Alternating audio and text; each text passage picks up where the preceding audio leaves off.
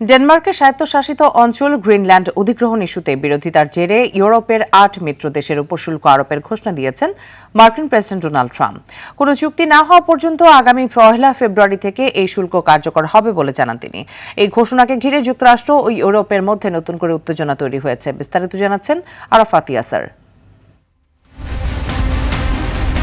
Greenland ইস্যুতে কূটনৈতিক বিরোধ এবার রূপ নিচ্ছে বাণিজ্যিক সংঘাতে। ইউরোপের ৮ মিত্র দেশের ওপর শুল্ক আরোপের ঘোষণা দিয়েছেন মার্কিন প্রেসিডেন্ট ডোনাল্ড ট্রাম্প। স্থানীয় সময় শনিবার নিজ মালিকানাধীন সামাজিক যোগাযোগ মাধ্যম ট্রুথ সোশ্যালে দেওয়া এক পোস্টে এই ঘোষণা দেন ট্রাম্প। তিনি জানান, যুক্তরাজ্য, ফ্রান্স ও জার্মানি সহ মিত্র ৮ দেশ থেকে যুক্তরাষ্ট্রে রপ্তানি হওয়া সব ধরনের পণ্যের ওপর ১ ফেব্রুয়ারি থেকে ১০% শুল্ক কার্যকর হবে। ট্রাম্পের ঘোষণা অনুযায়ী আগামী ১ জুন থেকে এই শুল্ক বাড়িয়ে ২৫% করা হবে। যুক্তরাষ্ট্রের সঙ্গে কোনো সমঝোতা না হওয়া পর্যন্ত এই শুল্ক বহাল থাকবে বলেও জানান তিনি।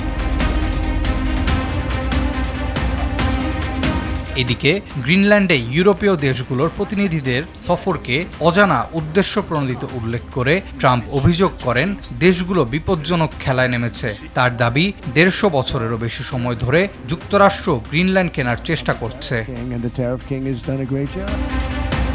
এদিকে ট্রাম্পের হুমকির তীব্র নিন্দা জানিয়েছে ইউরোপীয় দেশগুলো। শুল্কের ভয়ে পিছু হাঁটবে না জানিয়ে তারা ঐক্যবদ্ধ প্রতিক্রিয়ার ঘোষণা দিয়েছে।